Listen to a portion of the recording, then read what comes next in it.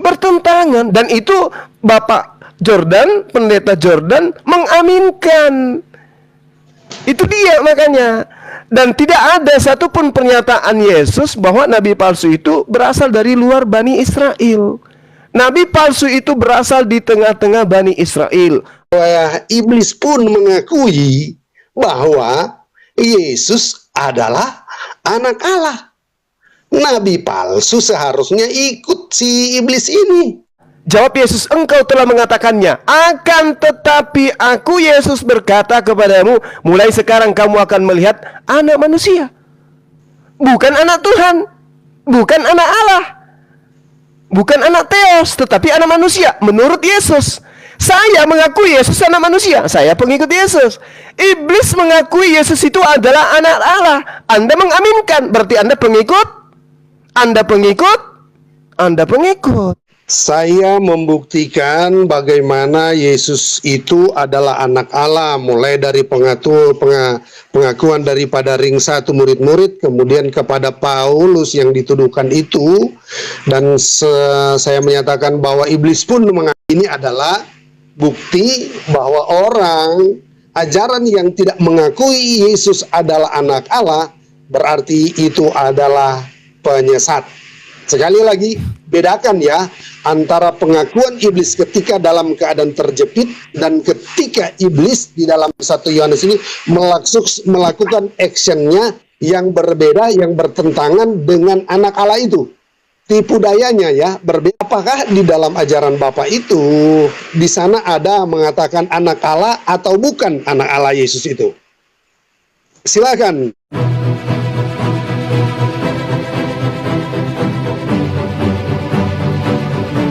Baca Lukas 21. Tetapi sebelum semua itu, kamu akan ditangkap dan dianiaya. Siapa kamu? Murid-murid Yesus. Siapa yang menangkap dan menganiaya murid Yesus? Paulus. Apa yang terjadi setelah Paulus itu menangkap? Waspadalah supaya kamu jangan disesatkan. Sebab banyak orang yang akan datang dengan memakai nama aku dan berkata, akulah dia. Siapa yang sebenarnya mengajarkan Yesus itu akulah dia, akulah dia, akulah dia? Siapa yang mengajarkan Yesus itu adalah Mesias, yang adalah Tuhan itu sendiri? Paulus. Makanya kembali kepada pengajaran Al-Quranul Karim, bahwasanya iblis itu membisikkan kejahatan ke dalam batin manusia. Dengan cara apa? Dengan cara mengajarkan hal yang bertentangan dengan perkataan Tuhan, Taurat, dan segala aspek yang ada di dalamnya. Bertentangan enggak? Bertentangan. Bertentangan. Dan itu Bapak Jordan, Pendeta Jordan mengaminkan. Itu dia makanya. Dan tidak ada satupun pernyataan Yesus bahwa nabi palsu itu berasal dari luar Bani Israel. Nabi palsu itu berasal di tengah-tengah Bani Israel. Bahkan kalau Anda melihat dalam Wahyu 3 nomor 9, jemaat iblis itu berasal dari Yahudi. Lihatlah beberapa dari jemaat iblis berasal dari yang mereka menyebut diri mereka sebagai orang Yahudi. Itu jemaat iblisnya. Silakan. Ya, mantap, pas waktunya ya teman-teman semuanya. Silakan Bang Jordan. Oke, terima kasih. Saya masih tetap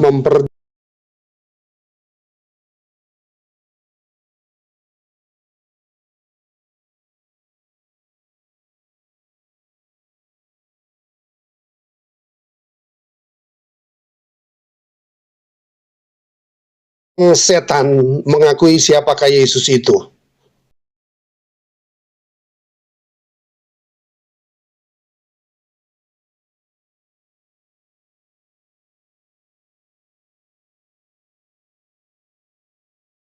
Lukas 8 ayatnya yang ke-26. Yesus mengusir roh jahat dari orang Gerasa. Lalu mendaratlah Yesus dan murid-murid di tanah orang Gerasa yang terletak di seberang Galilea. Setelah Yesus naik darat, datanglah seorang laki-laki dari kota itu menemui dia. Orang itu dirasuk oleh setan-setan dan sudah lama ia tidak berpakaian dan tidak tinggal dalam rumah, tapi dalam perkuburan. Ketika ia melihat Yesus, ia berteriak lalu tersungkur di hadapannya dan berkata dengan suara keras, "Apa urusanmu dengan aku, hai Yesus, Anak Allah yang Maha Tinggi? Aku memohon kepadamu supaya engkau jangan menyiksa aku. Ia berkata demikian sebab Yesus memerintahkan roh jahat itu keluar dari orang itu. Ia berkata demikian sebab Yesus memerintahkan roh jahat itu keluar dari orang itu. Karena sering roh itu menyeret-nyeret dia, maka untuk menjaganya ia dirantai dan dibelenggu. Tapi ia memutuskan segala pengikat itu dan ia dihalau oleh setan itu ke tempat-tempat yang sunyi. Dan Yesus bertanya kepadanya, siapakah namamu? Jawabnya, Legion. Karena itu ia kerasukan banyak setan. Lalu setan-setan itu memohon kepada Yesus supaya ia jangan memerintahkan mereka masuk ke dalam jurang maut.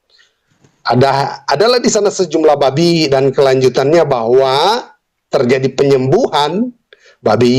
Roh jahat itu pindah kepada babi, dan orang itu tidak lagi berteriak seperti biasa. Dan di mana dia tidak mengatakan bahwa aku legion, tapi dia mengatakan manusia yang normal sembuh 100% ya. Jadi di sini Pak mengatakan bahwa iblis pun mengakui bahwa Yesus adalah anak Allah. Nabi palsu seharusnya ikut si iblis ini. Harus ikut pengakuan bahwa Yesus benar anak Allah. Bahkan anak Allah yang maha tinggi. Ya, itu begitu jelas. Lalu sekarang, kenapa Paulus itu ditolak oleh orang-orang Yahudi? Yesus aja disalibkan oleh mereka secara tidak langsung, apalagi pengikutnya. Yesus sudah katakan ada perubahan hukum. Kita sudah membahas berkali-kali Bang Sumata. Pengikut-pengikut Yesus pun mereka ancam. Mereka mau bunuh loh. Jadi kalau mereka menolak, biasa, memang sudah harus sebegitu dong. Karena itu yang saya mau katakan, yang sudah pernah kita bahas ya. Yeremia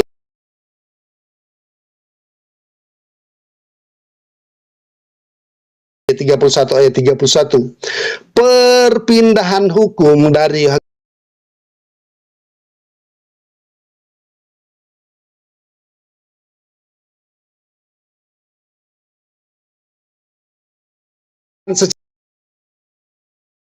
secara lisan dan ada yang rahasia. Dan di dalam yang tertulis itu ada terdiri beberapa bagian di sana. Ya. Namun karena mereka tidak menerima nubuatan yang dikatakan oleh Yeremia, buktinya mereka menyalibkan Yesus itu. Jadi kalau Bapak katakan penolakan, itu tidak harus mereka menerima Paulus. Tidak mungkin mereka menerima. Apalagi ajaran yang akan disampaikan oleh Paulus itu sendiri. Pengakuan anak Allah itu sangat alergi barangkali ya. Alergi bagi orang Yahudi. Mengatakan Yesus, jangankan berkata-kata lebih tentang Yesus itu. Yesus yang menyamakan diri sebagai Allah, sebagai anak saja loh. Itu mereka anggap sama dengan menyatakan dia itu adalah Allah. Dan itulah yang membuat salah satu mengapa Yesus disalibkan. Apa tak lagi. Luar biasa, yang merah menang. Silakan Bang Zuma, jangan waktu memuji. berjalan. Oke, lanjut. Saya sapa dulu guru saya nih. Assalamualaikum warahmatullahi wabarakatuh. Guru Ndasugi, masya Allah. Waalaikumsalam warahmatullahi wabarakatuh. Cuma Izin, pesen Ahi. aja sih. Iblis kok dipercaya. Lanjut. Oke, baik. Oke, kita lanjut. Ya. Saya tertarik dengan pernyataan saudara tadi. Nabi palsu harus ikuti iblis yang mengaku bahwa Yesus itu adalah anak Allah. Melalui dirinya, iblis memberi pesan Yesus itu adalah anak Tuhan. Siapa yang mengajarkan, siapa yang meneriakkan? Iblis merasuki seseorang lalu meneriakkan Yesus itu adalah anak Allah. Nah, apa yang diterangkan Al-Quran yang saya katakan kepada saudara tadi? Iblis itu membisikkan, mengajarkan bisikannya kepada dada manusia. Alladzina yuwaswisu fi sudurin nas. Jadi iblis itu dari jenisnya ada dua. Minal jinnati wan nas, dari golongan jin, dan ada juga iblis yang dari golongan manusia. Iblis dari golongan manusia yang mengajarkan manusia itu adalah Tuhan. Itu iblis dari golongan manusia. Makanya Al-Quran menerangkan min syarri waswas hannas, dari kejahatan bisikan setan yang tersembunyi. Setannya tersembunyi masuk ke dalam diri manusia, lalu manusianya yang mengajarkan bahwa Yesus itu adalah anak Tuhan. Nah sekarang Anda ini pengikut siapa? Yesus mengajarkan dirinya adalah anak manusia. Apa contohnya? Yesus mengajarkan dirinya adalah anak manusia. Seperti yang saya terangkan tadi, ketika Yesus itu dihakimi oleh para imam, apa yang diterangkan? Benarkah engkau Mesias, anak Allah? Atau tidak? Jawab Yesus, engkau telah mengatakannya. Akan tetapi aku Yesus berkata kepadamu, mulai sekarang kamu akan melihat anak manusia. Bukan anak Tuhan, bukan anak Allah, bukan anak Theos, tetapi anak manusia. Menurut Yesus, saya mengakui Yesus anak manusia, saya pengikut Yesus. Iblis mengakui Yesus itu adalah anak Allah. Anda mengaminkan, berarti Anda pengikut. Anda pengikut, Anda pengikut. Kan begitu, Bung. Makanya ketika Anda mengatakan nabi palsu harus ikuti iblis ini, betul. Makanya ada pengajaran Paulus bahwa Yesus itu adalah anak Allah. Anda mengaminkan, Anda meluruskan, Anda mengukuhkan. Makanya Yesus mengatakan, waspadalah, waspadalah. Waspada kepada siapa? Waspada kepada ahli.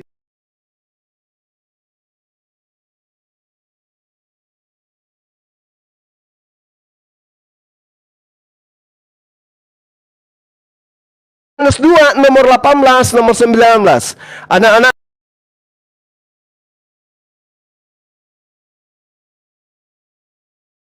waktu ini adalah waktu terakhir, dan seperti yang telah kamu dengar, seorang antikristus akan datang. Sekarang telah bangkit banyak antikristus. Sekarang ini kapan? Masa Yesus, masa Yohanes menulis. Berarti pada masa Yohanes menulis, antikristus, nabi palsu itu sudah ada. Itulah tandanya waktu ini benar-benar adalah waktu yang terakhir. Memang mereka berasal dari antara kita. Berarti antikristus itu berasal dari Yesus. Kapan? Pada masa Yesus. Paulus ini pada masa apa dia datang? Pada masa Yesus.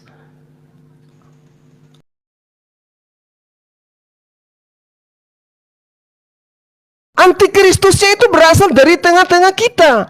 Jadi jangan mencari antikristus di luar daripada tengah-tengah Bani Israel. Antikristusnya datang. Pengajar-pengajar.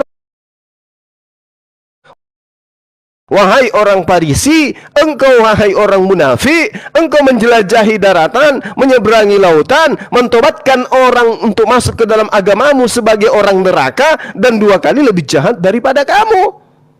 Agama apa yang berasal dan berakar kepada Bani Israel, kepada ahli Taurat, pada ahli orang Farisi? Agama apa yang akarnya dari sana? Islamkah? Bukan. Lalu siapa agamanya yang akarnya dari Yahudi, ahli Taurat dan orang Farisi? Agama Anda. Sehingga ini sudah sangat jelas. Kalau di Islam itu peringatan Allah sangat jelas. Wala ta'kulu mimma lam yuzkarizhum dikatakan auzubillahi minasyaitonir. Sorry, ayatnya gini. Wa inna syayatina la yuhuna ila awliyaihim liyujadilukum wa in ata'tumuhum innakum la musyrikun. Itu ayatnya. Setan membisikkan kepada kawan-kawannya. Demikian. Silakan dilanjut, Bang Jordan. Oke ya, saya membuktikan bagaimana Yesus itu adalah anak Allah, mulai dari pengakuan daripada ring 1 murid-murid, kemudian kepada Paulus yang dituduhkan itu, dan saya menyatakan bahwa iblis pun mengatakan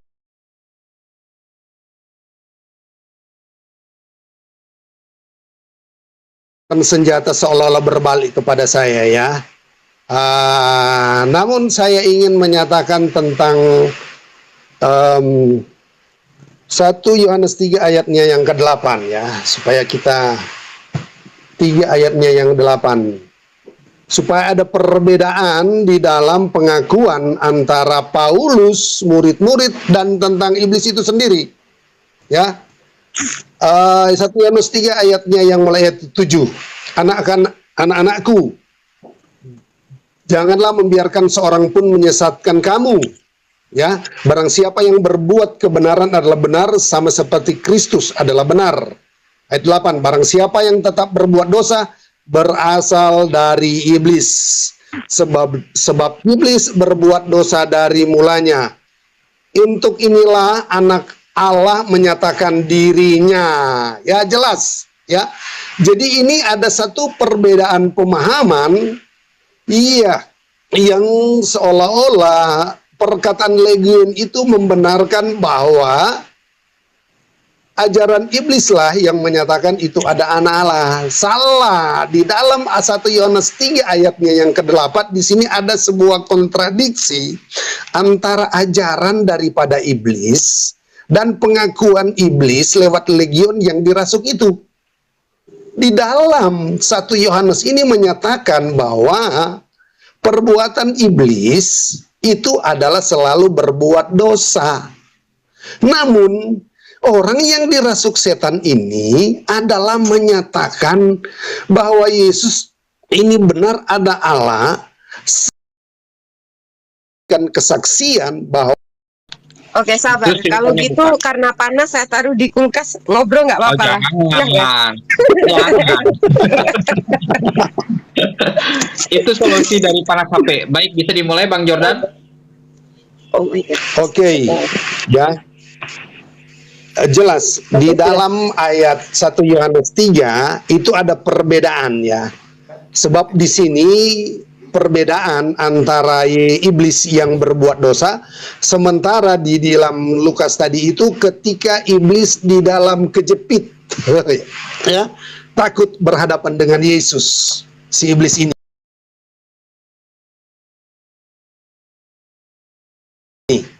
Sehingga dia melakukan pengakuan yang benar, dan dia memang 1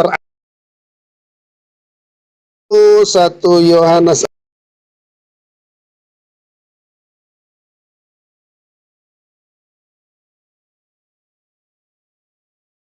4 ayat 15 ya. Dia di dalam Allah. Ya, jelas sekali ini adalah bukti bahwa orang ajaran yang tidak mengakui Yesus adalah anak Allah berarti itu adalah penyesat. Sekali lagi, bedakan ya antara pengakuan iblis ketika dalam keadaan terjepit dan ketika iblis di dalam 1 Yohanes ini melakukan actionnya yang berbeda, yang bertentangan dengan anak Allah itu. Tipu dayanya ya berbeda dengan, sekali lagi, bertentangan dengan ajaran ya. Nah, saya ingin bertanya kepada Bang Suma ya, bagaimana tentang ajaran Bapak? Apakah di dalam ajaran Bapak itu di sana ada mengatakan anak Allah atau bukan anak Allah Yesus itu? Silakan, Bang. Itu Masih aja. ada waktu. Saya balik 10 bertanya detik. sekarang.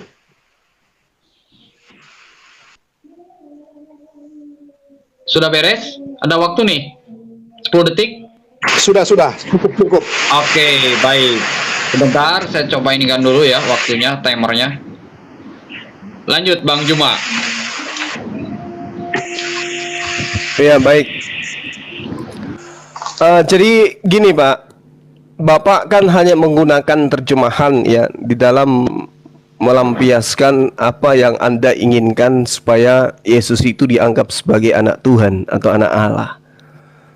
1 Yohanes 3 nomor 1 di situ menggunakan kata teknon. Teknon itu lebih tepatnya sebenarnya itu diterjemahkan kepada orang-orang atau pengikut atau komunitas atau penduduk yang kemudian disebut sebagai orang yang taat kepada Tuhan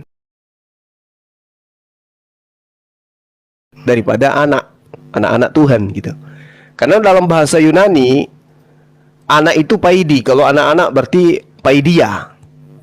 Jadi tidak patut kemudian Tuhan itu dikatakan punya anak. Nah, sehingga yang perlu dipahami di sini 1 Yohanes 3 itu bukan firman Tuhan. bukan juga sabda Yesus, tapi catatan penulisnya sendiri, karangan daripada sang penulis 1 Yohanes ini. Itu yang perlu dipahami. Coba Anda lihat di dalam 1 Yohanes 1, 1 Yohanes 2, 1 Yohanes 3. Tidak ada sabda Yesus di dalam. Semua adalah pengakuan narasi yang dibangun oleh pengarang dari kitab 1 Yohanes ini. 1 Yohanes, 2 Yohanes, dan seterusnya. Ini yang perlu saya tekankan kepada Bapak. Kemudian, ketika bertanya kepada kami umat Islam, apakah ada di dalam Al-Quran dikatakan bahwasanya Isa itu adalah anak Tuhan? Tidak, Pak. Justru setiap nama Isa, nama Yesus disebut di dalam Al-Quran, pasti diikutkan nama ibunya. Contoh, Isqalatil malaikatu ya Maryamu innallaha yubashshiruki bikalimatin minhu ismuhul Masihu Isa bin Maryam.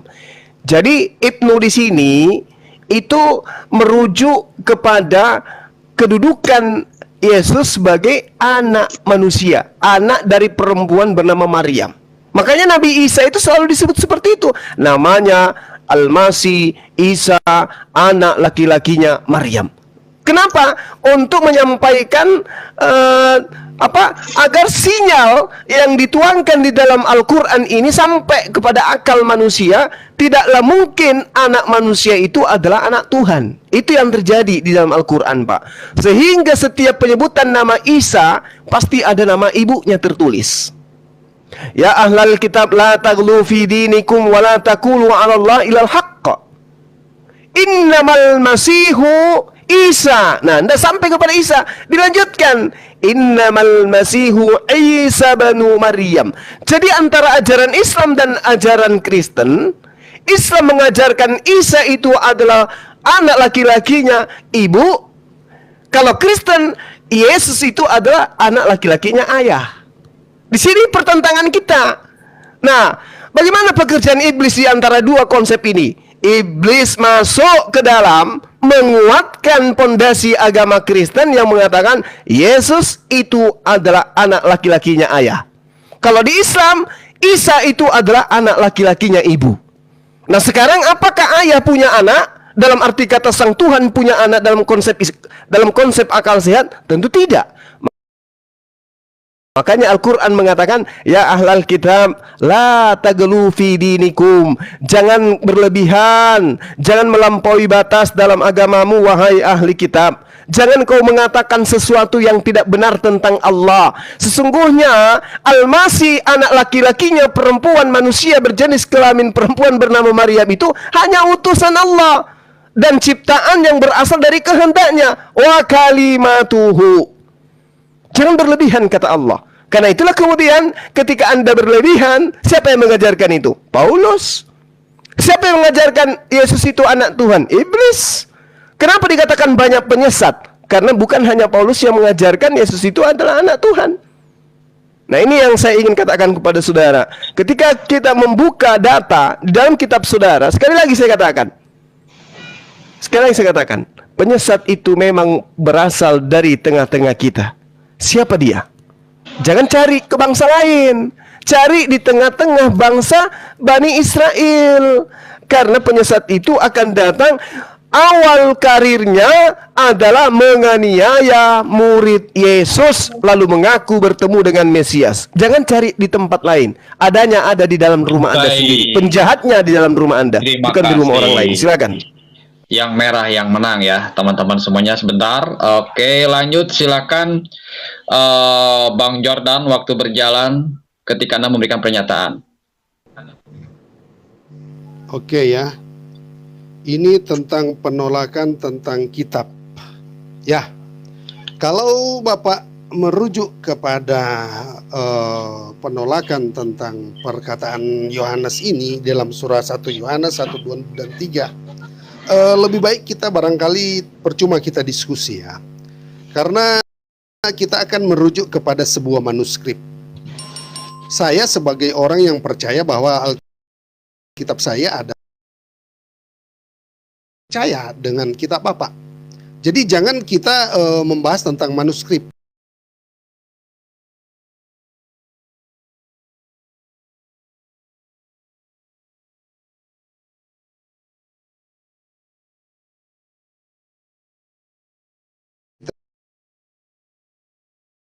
sudah terlanjur. Sekali lagi kita jangan membahas bahwa ini karena penolakan. Ya ini sampai apa ya, data-data kita itu.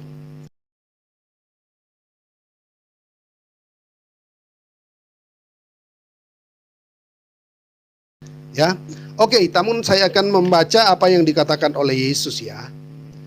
Yesus yang di dalam kitab Wahyu ketika dia menyatakan dirinya kepada, sesuai dengan apa yang saya katakan tadi, bahwa Tuhan kami ketika dia naik ke sorga, dia memberikan Roh Kudus sebagai penolong kepada murid-murid, dan dia mengatakan apa?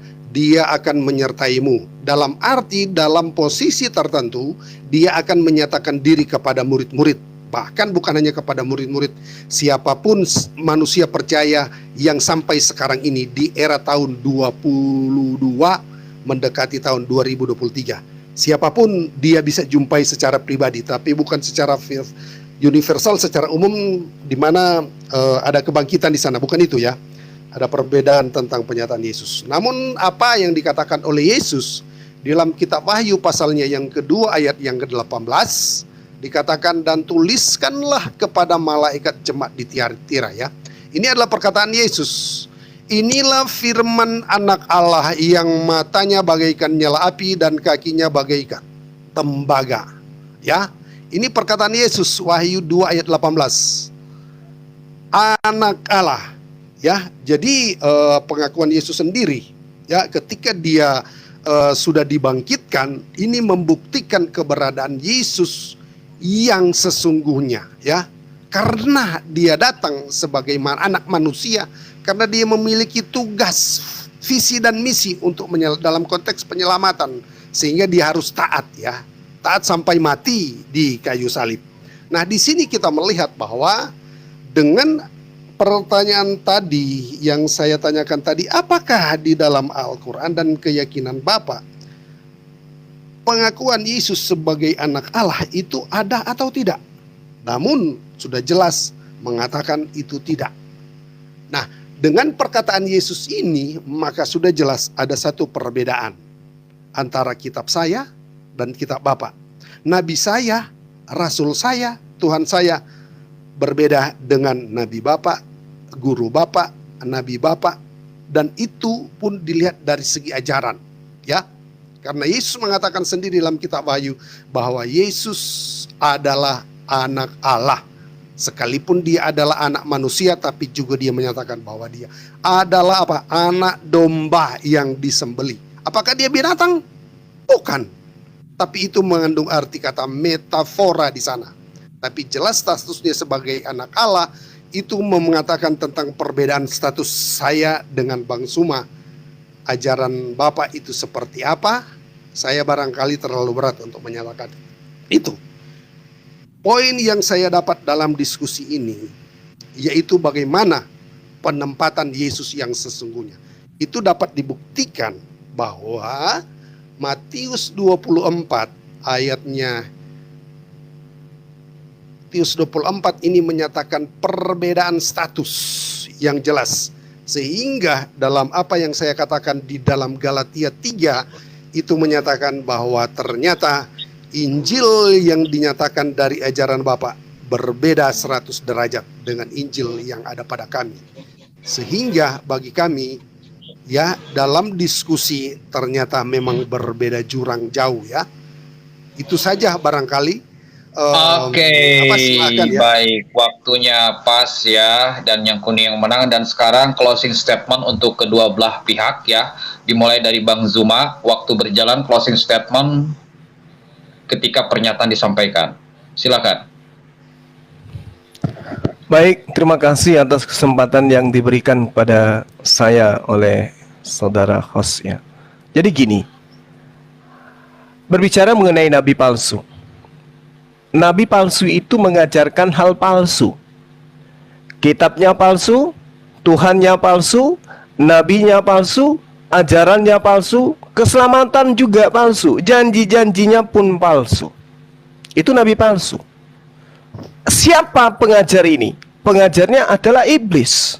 Makanya ada perintah dari Allah. Qul, katakanlah wahai Muhammad, a'udzu birabbin nas. Aku berlindung kepada Tuhannya manusia. Nah, Yesus ini adalah manusia yang bertuhan. Siapa Tuhannya Yesus? Di dalam pemahaman tradisi Yahudi, mereka menyebutnya Hasem. Hasem apakah Yesus? Bukan. Muncul belakangan ajaran Hasem adalah Yesus yang datang dalam rupa manusia. Ada yang koslet di sana. Qul a'udzu birabbin nas. Katakan kepada manusia agar berlindung kepada Tuhannya manusia. Malikin nas, raja manusia. Siapa raja manusia itu? Raja yang menguasai segala aspek kehidupan manusia. Yesus diajarkan juga sebagai raja. Yang mana yang benar ini? Benarkah Yesus itu raja? Ternyata tidak. Yang mengaminkan dan mengajarkan Yesus itu raja itu siapa? Ada koslet di sana. Ilahin nas, sembahan manusia. Berarti ada otoritas tertinggi di atas kemanusiaan Yesus, yang mana dia datang kepada Bani Israel mengajarkan untuk menyembah, beribadah, mengabdikan diri kepada otoritas yang tak terlihat. Sembahan manusia. Siapa dia? Allah Subhanahu wa ta'ala. Tradisi Yudaism menyebutnya Yod He Vav He. Nah, bagaimana dengan Yesus? Yesus kemudian disembah. Yesus menjadi sembahan manusia. Siapa yang mengajarkan itu? Ada yang koslet di sana. Kemudian min syarril waswasil khannas, dari kejahatan bisikan setan yang tersembunyi. Kalau di dalam ajaran agama Islam, bisikan setan itu dapat kita lihat. Siapa? Meskipun setannya tidak nampak dengan nyata memproklamirkan dirinya. Kejahatan setan tersembunyi, mengajarkan meninggalkan penyembahan kepada Allah, meninggalkan hukum-hukum Allah, meninggalkan syariat yang diajarkan oleh para nabi. Iblisnya datang dengan sembunyi-sembunyi. Nggak perlu sholat, nggak perlu puasa. Wong juga banyak orang yang masuk surga nggak perlu sholat kok. Surga itu urusan nanti. Itu cara iblis di Islam. Tapi yang apes, iblis datang menyatakan diri dengan mengatakan manusia Yesus yang adalah manusia yang punya Tuhan, dilahirkan oleh manusia, punya ibu, punya paman, punya kakek, punya ponakan, saudara, dan seterusnya. Diajarkan, diproklamirkan dia adalah Tuhan dan diaminkan. Ada yang koslet di sana. Alladzi yuwaswisu fi sudurin nas, yang membisikkan kejahatan ke dalam dada manusia. Iblis itu membisikkan kejahatan ke dalam dada manusia. Yang apes di sini ketika Yesus sudah menerangkan, waspada kepada ahli Taurat, waspada kepada ahli Farisi, orang Farisi, waspada kepada domba-domba yang nyamar, yang serigala yang nyamar seperti domba, waspada kepada antikristus yang datang di tengah-tengah kita. Tapi kemudian hal itu dibelakangi demi untuk menggaungkan bisikan kejahatan iblis yang ada pada diri manusia. Minal jinnati wan nas, dari golongan jin dan manusia. Dalam pengajaran Rasulullah Muhammad SAW, semuanya 100% diasaskan kepada pewahyuan Al-Quranul Karim, uraiannya masuk kepada hadis sahihah. Sedangkan kitabnya teman Kristen, Lukas, bisikan manusia. Markus, manusia. Yohanes, manusia. Semua, Paulus, manusia. Dari golongan manusia inilah yang kemudian saya katakan, iblisnya ada mengajarkan manusia kepada kesesatan. Maka untuk menguji nabi palsu itu, apakah ajarannya mengajarkan Tuhan itu pernah menjadi mayat? Ajarannya pernah mengatakan Tuhan pernah nusul menjadi manusia? Atau mengajarkan La ilaha illallah, hidup kekal itu adalah mereka mengenal engkau satu-satunya Tuhan yang benar dan mengenal aku yang engkau utus. Apakah ada penyimpangan setelahnya? Di Islam tetap berlaku Yesus utusan Allah, Allah satu-satunya Tuhan. Tetapi di Kristen itu diobrak-abrik, Yesus adalah Tuhan itu sendiri. Demikian. Terima kasih. Yang hijau yang menang. Silakan closing statement Bang Jordan. Closing statement Bang Jordan. Halo. Oke, terima kasih moderator yang baik ya. Good. Yohanes 8 ayat 19 ya, di dalam Yesus itu mengandung sesuatu yang misteri di dalam dirinya. Namun saya ingin membacakan ayat ini saja. Yohanes 8 ayat 19. Maka kata mereka kepadanya, di manakah Bapamu? Jawab Yesus, baik aku maupun Bapa-Ku tidak kamu kenal. Jikalau sekiranya kamu mengenal aku, kamu juga mengenal Bapa. Ya, jadi di sini Bapa sebenarnya ada di dalam Yesus.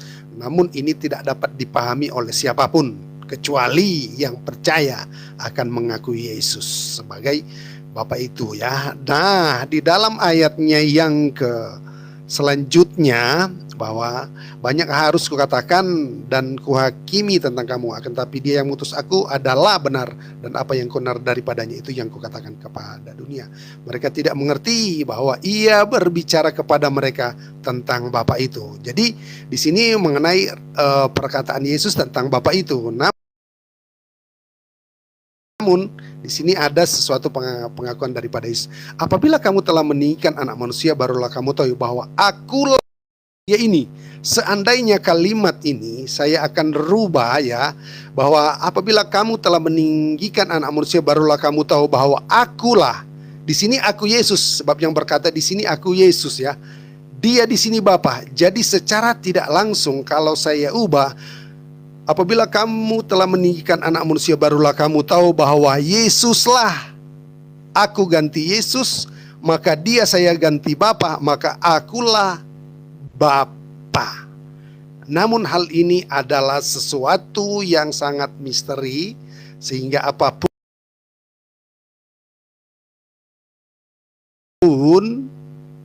begitu banyak orang yang tidak mengenal dia. Sebagaimana Yesus sudah katakan bahwa Yesus berasal dari bawah, kamu berasal dari bawah. Yesus berasal dari atas dan kamu berasal dari bawah. Ya, jadi itu tidak akan mudah untuk memahami Yesus, misteri Yesus di dalam diri Yesus itu apa. Jadi itu closing saya, dan saya mohon maaf ya kalaupun ada kata-kata yang tidak berkenan kepada Bang Suma, sahabat saya yang baik, yang berdiskusi sangat elok baik, ya. Baik Bang, makasih. Punya aturan dan sangat luar biasa ya. Sekali lagi saya sanjung kepada Bapak, dan semoga diskusi-diskusi selanjutnya kita akan tingkatkan ya, dengan sesuai dengan keyakinan kita masing-masing. Sebab tujuan kita kan kepada netizen. Berapa menit lagi ya? Saya tidak akan berkata lebih lagi. 2 menit lagi, 1 menit lebih 54. Namun ya, oke. Semoga lewat komalnya Ibu Josel ini diberkati oleh Tuhan Yesus dan dapat memberikan pencerahan. Kalaupun ada orang Kristen yang mendengarkannya, dan ada orang yang sudah naksir kepada Yesus Kristus sebagai anak Allah yang hidup, yang menyatakan diri bahwa dia adalah Sang Juru Selamat. Itu sendiri ya. Dan kepada seluruh teman-teman yang ada di Komal ini, Ibu Josel sebagai tuan rumah, ya sayang sekali siapa ya, Vincent tadi sudah keluar, Pak Barewok ya yang nyimak, terima kasih karena sudah menyaksikan, dan Pak Kristologi sebagai moderator yang baik. Semoga diberkati juga oleh Tuhan Yesus. Oke Om Jun. Tuhan ya, itu saja, sekian dan terima kasih sekali lagi. Mohon maaf kalau ada kata-kata yang salah. Tuhan Yesus. Oke, makasih Bang Jordan. Oke, terima kasih. Siap. Masih ada sisa waktu 49 detik. Mau digunain? Biar aja, sudah cukup aja. Oh. Saya nggak mau terlalu apa. Sudah cukup di dalam dialog. Ya silakan saja, ini hak Anda gitu Ya. kan. Kalau sudah ya berarti tanpa kita Ya, ketahui yang warna apa yang menang ya teman-teman.